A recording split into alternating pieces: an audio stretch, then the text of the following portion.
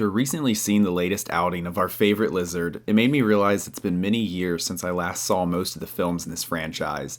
I wanted to jog my memory by rewatching every installment and figured perhaps someone looking to get into the Godzilla films may find this helpful. This is one of the longest ongoing film franchises ever, making its debut in 1954 and now having 35 films, 32 of which is made and produced by Toho. I'm just also including the American installments. Because this is a lot of ground to cover, I'll be very briefly summarizing each individual film. I will summarize either just the plot or why it is noteworthy among the series.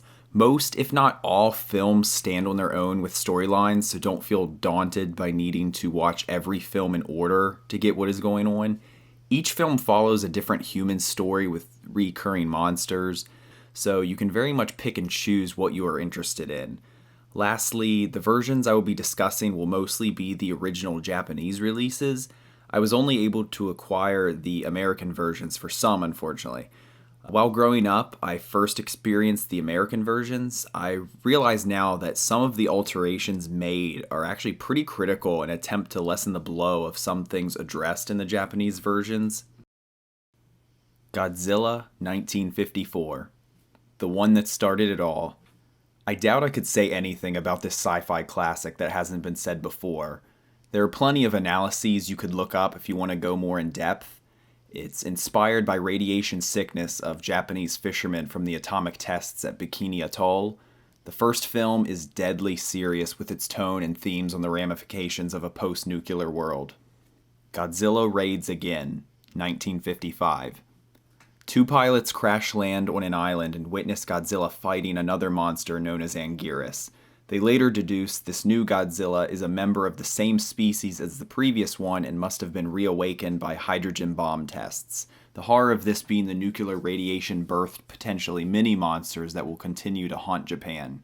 So, before I start with the next movie, I would like to mention something about this series. I believe many films have more social commentary and thematic material going on than people may give them credit for.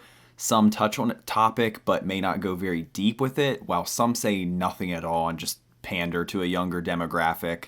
An interesting facet of this series is that they are often a snapshot into Japanese culture and economics in the given time of production. King Kong vs. Godzilla, 1962. A head of a pharmaceutical company has a sponsored TV show that he desperately wants to boost ratings for. He hears of a monster revealed to be King Kong and wants to use it for publicity. For some reason, Kong can be powered by electricity, and some viewed this fight as Japan represented by Godzilla and the US by Kong. Perhaps not wanting to rock the boat, this led to one of the few draws with no clear winner in the series. Mothra vs. Godzilla, 1964. A large egg washes ashore and is salvaged by local villagers. The egg and surrounding property is bought by an entrepreneur aiming to create an amusement park around the egg. This film introduces fan favorites Mothra and accompanying twin fairies. Ghidorah, the three-headed monster, 1964. Introducing Ghidorah, one of, if not the, greatest threat to Godzilla. And also Rodan. A princess is possessed by a citizen from Venus warning of impending doom that they just faced, being King Ghidorah. Godzilla and Rodan quarrel while Mothra pleads them to work together to fight Ghidorah. Once Mothra is tossed around a bit, they join the fight. Invasion of Astro-Monster, 1965. In the year 1960X, two astronauts land on Planet X, where the inhabitants are under constant fear of Monster X, being Ghidorah. The aliens strike a deal to give us the cure for cancer in exchange for taking Godzilla and Rodan to defend their planet. The aliens had ulterior motives, attempting to overtake Earth while we are defenseless. The astronauts use a device that disrupts the aliens' devices and save the day. Ebirah, Horror of the Deep, 1966. Yatta is lost at sea, so his brother Ryota steals a yacht to find him stranded on an island due to a giant lobster referred to as Ebirah, and unable to leave the island due to a group of terrorists. I don't know how well this movie was received by fans or moviegoers, but I really enjoy this one. Between the beach-themed music and setting of a Pacific island, it feels very different from the others. I enjoyed seeing the protagonist group coming up with ideas for tools and survival when they have the bare minimum on a strange island with terrorists and giant monsters. Son of Godzilla, 1967. At this point, ticket sales were gradually decreasing, so Toho felt the need to rebrand Godzilla to a younger demographic. Thus, we introduce Manila and have much more lighthearted antics. I really don't want to talk about the plot to some of these. Boo and hiss at me or check it out yourself. To me, this period of pandering is maybe worth a novelty watch, but that's about it. Destroy All Monsters, 1968. The UN has rounded up all monsters in the world and placed them on what is known as Monster Island. When defenses are lowered and they break free, it is discovered to be a plot by mind-controlling aliens known as Kylax, who threaten to destroy the world. Earthlings capture the mind-controlling devices to lead the monsters to attack Ghidorah. After their victory, the monsters return to Monster Island. All Monsters Attack, 1969. A young boy whose parents are always working, is tormented by bullies and some thieves, retreats into his dreams for safety. He dreams of visiting Monster Island and hanging out with Manila. The boy and Manila both learn to face their fears and conquer their bullies. This one's not great. Because of large budgets from the recent films, this one had major budget and time limitations. This led to a heavy reliance on stock footage from the previous films. Godzilla vs. Hedorah, 1971. A criticism on industrial pollution. Hedorah is a monster that spawned from and is empowered by smog. This one is mixed with fans. I personally like it. There are tons of frivolous music segments which bother me, but other than that, I like the monster design and return to having some sort of commentary. I liked that Hedorah had many forms and was a pretty serious threat to Godzilla in Japan.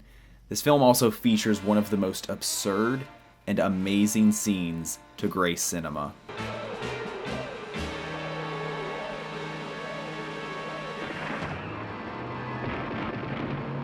Godzilla vs. Gigan, 1972. So, another alien race tries to take over the world. They were driven away from their planet because their pollution led to their destruction. They use Ghidorah and new addition Gigan.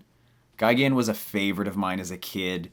This movie actually had monsters bleed while fighting, and I actually still get grossed out when Gigan belly chainsaws Godzilla. Oh man. What do you even want me to say about this one? Watch it for a laugh. Watch it with Mystery Science Theater for a better laugh. At least it has Jet Jaguar, which is something that's kind of cool. Unfortunately, due to aggressive marketing, this was one of the most watched films in the series in the US. This being pretty much the worst installment, cemented in many minds that Godzilla was cheap entertainment with nothing to say. Godzilla vs. Mechagodzilla, 1974. I'm not even going to fully summarize. Another alien race trying to take over. This time they're apes disguised as people. Some people uncover an artifact and a prophecy stating two monsters will save humanity, these being Godzilla and King Caesar. The last films have had Godzilla as a good guy, or at least somewhat indifferent toward humanity. Here we have the first instance of Godzilla prophesized to protect humans. Godzilla's motivations will change in coming films, ranging from with us to against us, or simply a force of nature restoring balance, and various others. Mechagodzilla is a fantastic villain that, if not for Ghidorah, I would say is Godzilla's greatest enemy. Also introduced is King Caesar, if you like him. Terror of Mechagodzilla, 1975. This starts with Interpol agents searching for pieces of Mechagodzilla in hopes of learning more of its creators. They are intercepted by Titanosaurus, which is being controlled by a mad scientist aiming to rebuild Mechagodzilla and take over the world. Godzilla ruins those plans. Also, there's more aliens. The Return of Godzilla, 1984. The Return of Godzilla and a return to form. For a while there, the franchise opted for a lighter tone, opposing the gritty debut film. After a hiatus of 9 years, this film brings about the Heisei Period. This period of films has Japan flex their technological advances and introduces more international conflict. This film is a sort of reboot of the original film. Godzilla returns as an antagonist meant to represent the terror of nuclear warfare. At a diplomatic meeting, the Soviets and US opt to nuke Godzilla. The Japanese are reasonably much more reluctant to do this, opting to use a newly developed Super X weapon. By using this, they state that this is their history to deal with, and they are certainly self-reliant. Godzilla vs. Biollante, 1989. Japan acquires cells from Godzilla from his rampage in the previous film.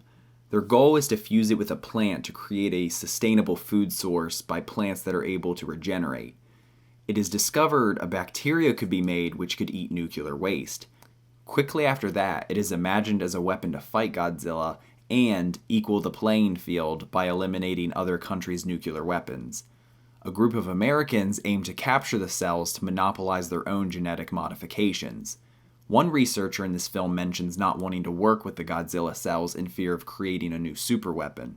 This fear reoccurs throughout the series, pondering if the ends justify the means of superweapons.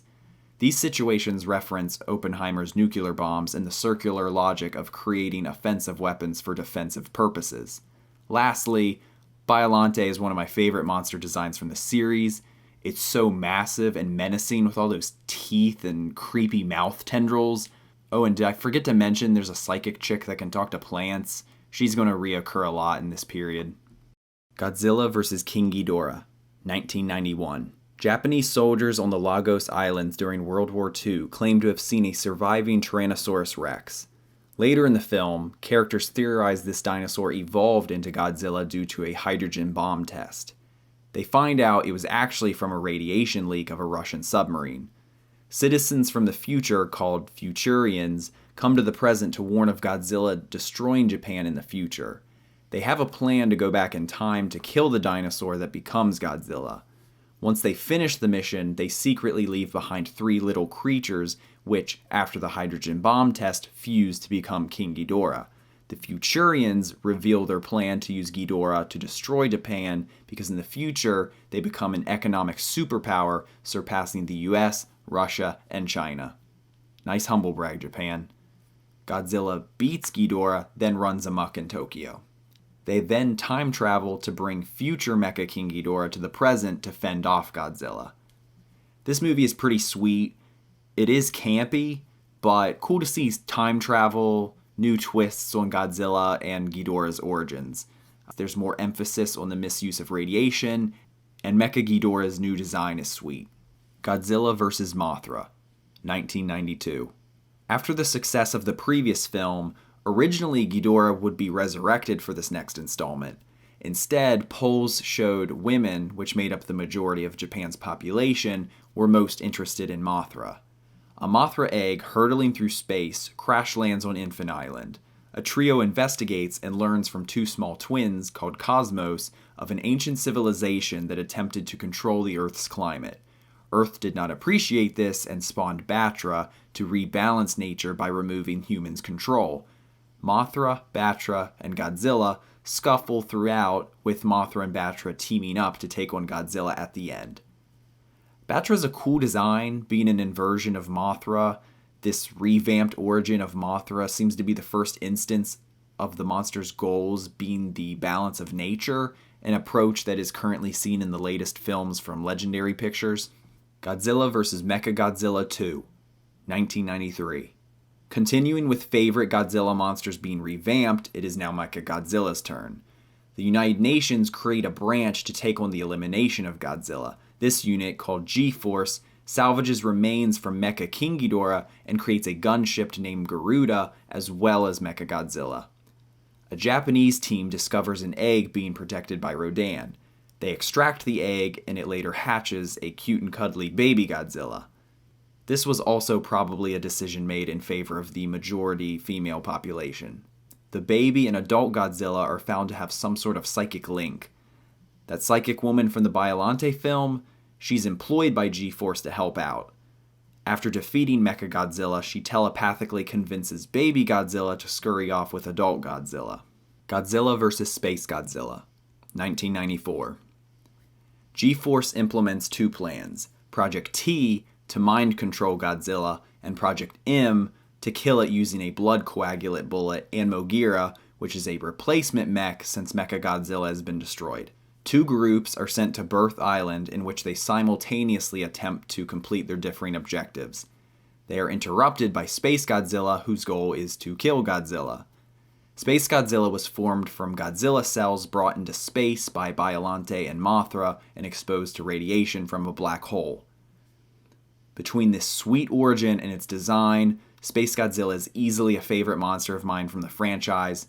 Also, Miki Segusa, the psychic from previous films, returns again, making her one of the most long-standing recurring characters in the franchise.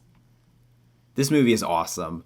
While still pretty campy, I felt it still has a good pace and intensity that kept me interested throughout. There are some interesting shots and great action. I really enjoyed the sections on Birth Island with the two groups confronting Godzilla but with different intents. Plus the lone soldier on the island who's been setting traps and hunting Godzilla for a while is a badass.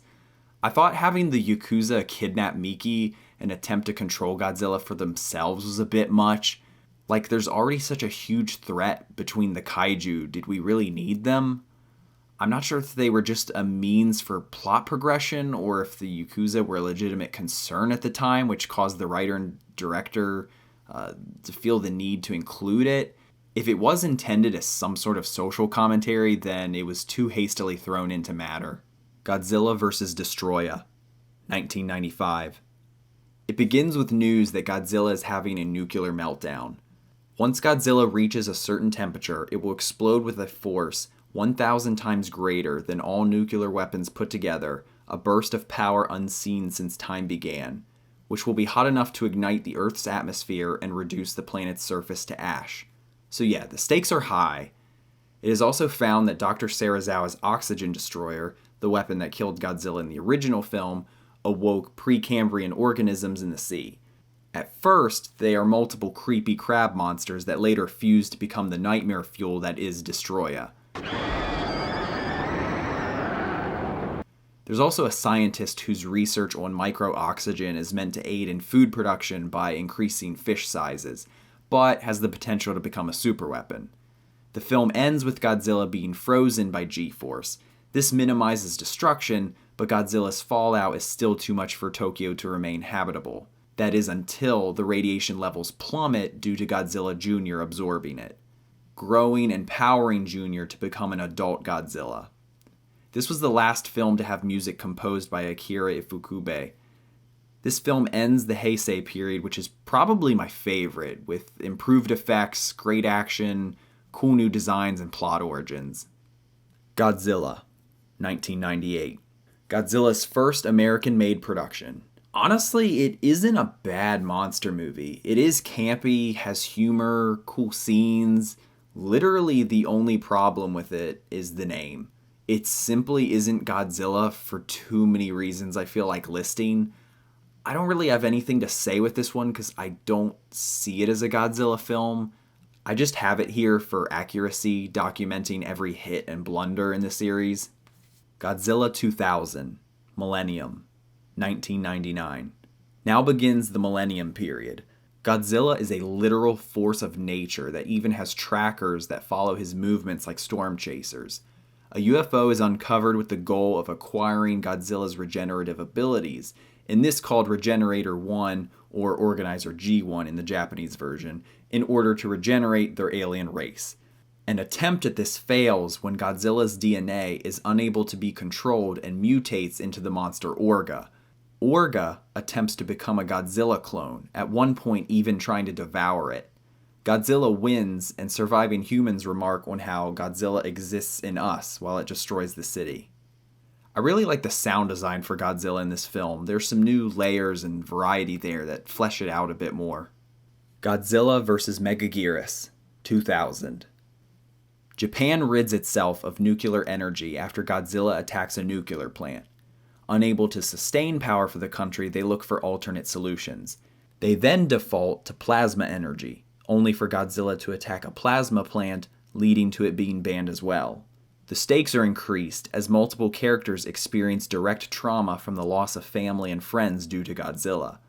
A weapon that shoots black holes is created to get rid of Godzilla. Again, the creation of a new superweapon directly correlates to the creation of a new monster. This time it is Megaguirus, a giant freakish bug. Godzilla, Mothra, and King Ghidorah. Giant Monsters All-Out Attack, 2001. This film is all about remembrance. 50 years have passed since Godzilla's original attack, and there are rumblings of his resurgence. Many barely remember the attacks or even care. A legend tells that Godzilla is a manifestation of the tortured souls of those that died during World War II, and it is up to the guardian spirits of Mothra, Baragon, and King Ghidorah to stop Godzilla from destroying Japan. Godzilla is such an antagonist in this, even Ghidorah is a good guy. This is seen in Godzilla's new design that resembles the very first films, but now with pupilless silver eyes and a longer mouth which touts a sinister grin. It possesses a cruel demeanor towards its opponents. Godzilla is completely evil in this. It doesn't just unintentionally destroy because of its size, it consciously maims and murders those that crosses its path. Godzilla kills every guardian monster. Their dead spirits try to drag Godzilla to the bottom of the ocean and fail at even finishing him off that way. A guy in a submarine is eaten by Godzilla but drills his way out. Godzilla is destroyed, but its heart still beats on the ocean floor. This is by far one of the most metal Godzilla movies. Godzilla against Mechagodzilla, 2002.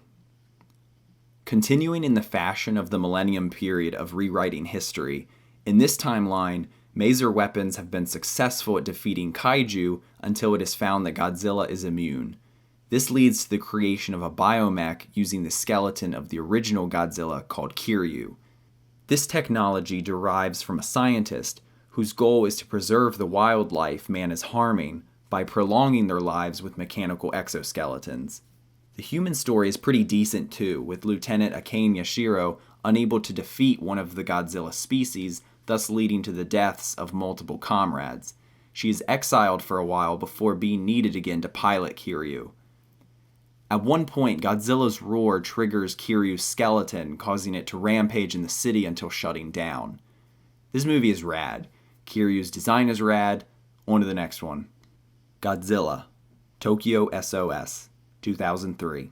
In this film, the monsters have more deliberate agency. At the beginning, Mothra uses twin fairies to bargain with a family, pleading if humans don't discard Godzilla's bones, which are in Kiryu, to the sea, Mothra will fight against humans. Mothra and Kiryu combat Godzilla, eventually besting it. Kiryu's soul is reawakened by Godzilla's roar. Kiryu carries Godzilla to the sea where they both sink to the bottom to finally rest. Godzilla, Final Wars, 2004. This film marked the end of the Millennium Period and coincided with Godzilla's 50th anniversary. Before release, Godzilla earned its own star on the Hollywood Walk of Fame. This movie was an international co-production and is still the most expensive Godzilla movie Toho had produced. To honor Godzilla, this film features many recognizable characters and monsters from throughout the franchise. After many years in fear of kaiju, world leaders band together to form the Earth Defense Force to combat giant monsters. This is fronted by specially trained mutants ready for all types of combat. Some aliens claim to come in peace, but are actually against us. They take control of our monsters. EDF reawakens Godzilla to fight them. The first one on the hit list being the infamous Zilla from Roland Emmerich's garbage take on Godzilla. Godzilla, 2014. Godzilla's second American outing and the first installment in the hopefully continuing and successful MonsterVerse. The film opens with a briefing that the nuclear bomb tests at Bikini Atoll were actually meant to kill Godzilla.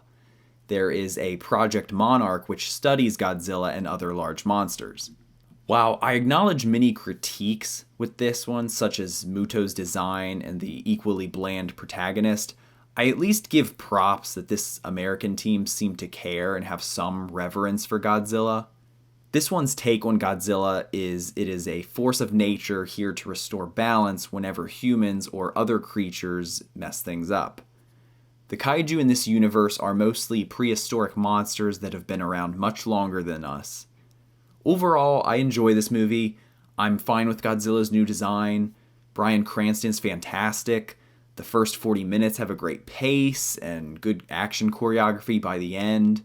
For some gripes, once Bryan Cranston is gone, the pace really grinds. Ford is not nearly as compelling of a character, and the baiting of finally seeing Godzilla in full stretches out far too long. Also, I'm not super crazy about Godzilla's roar in the Legendary made films. Monster roars in movies are usually made up of various animal roars spliced together. This one's no exception, but I just can't help but hear the rising synthesizer instead of an animalistic roar. Shin Godzilla, 2016. This film is fantastic. I have nothing but praise for this one. Inspiration was drawn from the Fukushima Daiichi nuclear disaster and the 2011 Tohoku earthquake and tsunami. It posits the situation of if right this very moment a monster came ashore, how would we react? Blue-collar workers, scientists, politicians, foreign liaisons, what would they do to handle this? Given how the movie portrays it, poorly. There is so much red tape to wade through, nothing can be done in time. By the time a consensus is made, the monster has already evolved or moved far from its original location. The design of Godzilla is horrifying in the best way. It has peeled skin resembling radiation burns, no eyelids, so it is constantly gazing and judging us, and dare I get started on this nightmare fuel.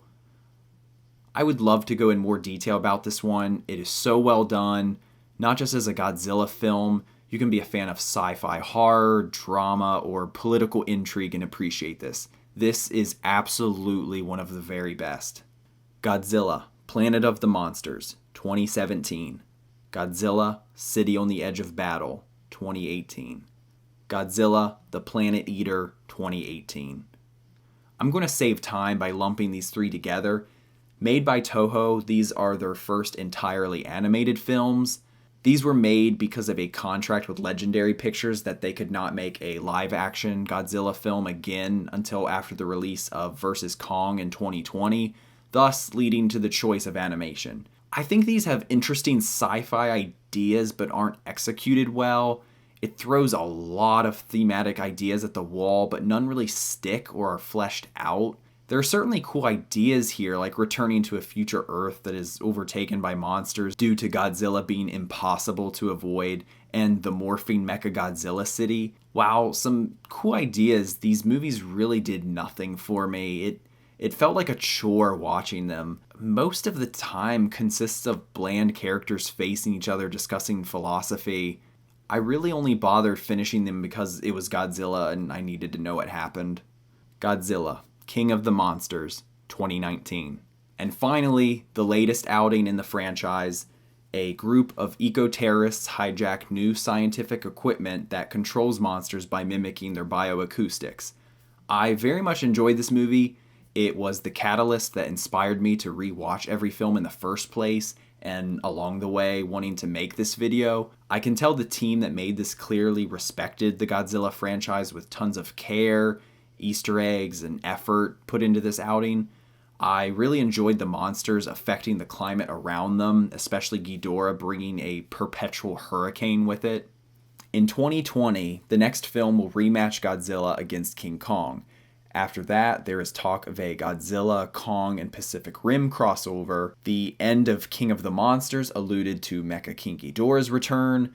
Who knows? It is fun to wait and see where this franchise will go. Being one of the longest ongoing movie franchises ever, it has weathered many highs and lows, showing that it resonates with people and is here to stay. What I look forward to in future installments is a continuing evolution of new ideas for origins and styles to keep things fresh. I could also do with more commentary.